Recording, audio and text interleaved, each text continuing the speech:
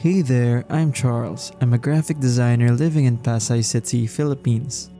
I live in a 1-bedroom, 31 square meter condo unit.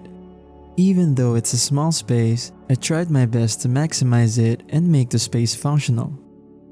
I had my first video of my place last 2020. Go check it if you want to. I kept the layout of the unit as it is to minimize renovation costs.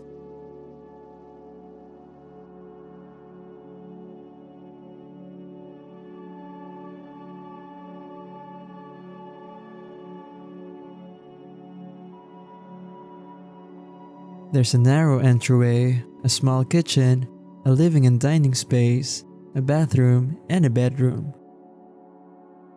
Upon entering the unit, you get a glimpse of what the feel of the entire place. There's a small table to place keys, phone, and other small items. There's also a full-height shoe cabinet and a utility closet. On the other side, I have a storage bench where I can sit while wearing my shoes. Above it, there's a floating shelf that has frames to make the place feel warm and homey. I try to make use of all the space available. That's why I hang the vacuum here. Also, I like keeping things clean and tidy, so I use it every day. Here's where I prepare my meals. There's also more storage space above.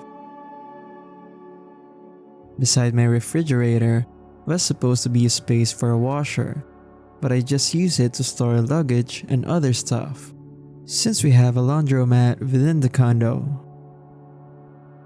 Here's the kitchen. It's really small, so I opted to get the smallest cooking appliance. There are also cabinets above to store kitchen stuff. On the other side, I have floating shelves to maximize the space. The cabinet beside it houses the huge circuit breaker and can also be used as extra storage. Entering the door leads you to the bathroom. I added floating shelves to place commonly used items. There's a medicine cabinet and another cabinet under the sink to store cleaning stuff. I opted not to get a glass divider for the shower to minimize the cost of renovation. Also, a shower curtain is much easier to maintain. There's a breakfast counter that can seat 2 people. It can also be used as a standing desk. Here's the living area. I have a sofa bed that can be unfolded when I have guests sleeping over. Above it, there's a floating shelf.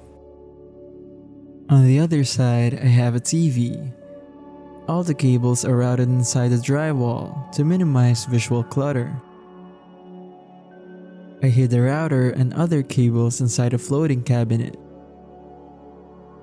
There's also a floating shelf above it. Here's the bedroom. I'm living here with a roommate, hence the bunk bed. There's a built-in desk which I use as my workspace, since I can't fit a regularly sized desk because of how limited the space is. There's also a built-in closet, which is big enough to store our clothes and other items. That's about it. Since the place is small, most of the cabinets are built in to make much use of the space. I also avoided bulky items or appliances which will make the space feel much smaller. What I learned by living in a small space for almost 4 years is that you can keep a lot of stuff. You really need to decide which stuff are you going to keep and dispose of, and buying appropriately sized furniture and appliances will somehow make the space feel much bigger. If you want to see how my place looked before I had dark walls, go ahead and watch my first condo video. Again, this is Charles and thank you for watching.